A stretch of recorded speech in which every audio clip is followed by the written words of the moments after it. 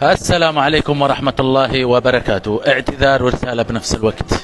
أوجه اعتذاري بالنيابة عن الشعب اليمني للشعب العماني، لسلطنة عمان، من أصغر واحد إلى أكبر واحد، بحق أنهم أساءوا لهم مجموعة من اليمنيين، وأنا واحد من الناس اللي كانوا مغرر فيهم. طبعا عندما وجهوا لنا هذا كالفيديو حرق دمنا احنا كلنا اليمنيين على أصحابنا، وهذا ما يعني يا جماعة أن الإنسان ما يتراجع عن غلطه.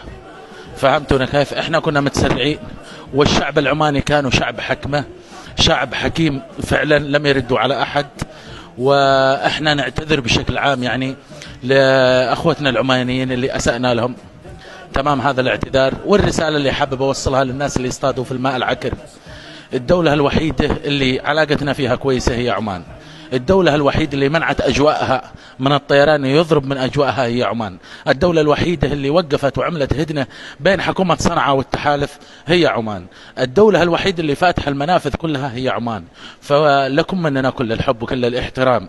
فهمتوني كيف؟ ورسالة برضو ثانية أوجهها لأخوتي اليمنيين: أتمنى عندما يكون يطلع خبر مثل هذا أنكم تكونوا تركزوا أو تسمعوا من الطرفين عشان تعرفوا الصح من الغلط. المقطع اللي نزلوه لناس اتعذبوا بالسجون الإماراتية داخل عدن، ومن ثم تعرفوا الإعلام صورهم ووجهوا التهمة على عمان. احنا لحقنا على الموضوع وعرفنا الحقيقة، والحمد لله ان احنا تداركنا الموضوع قبل يفوت الأوان.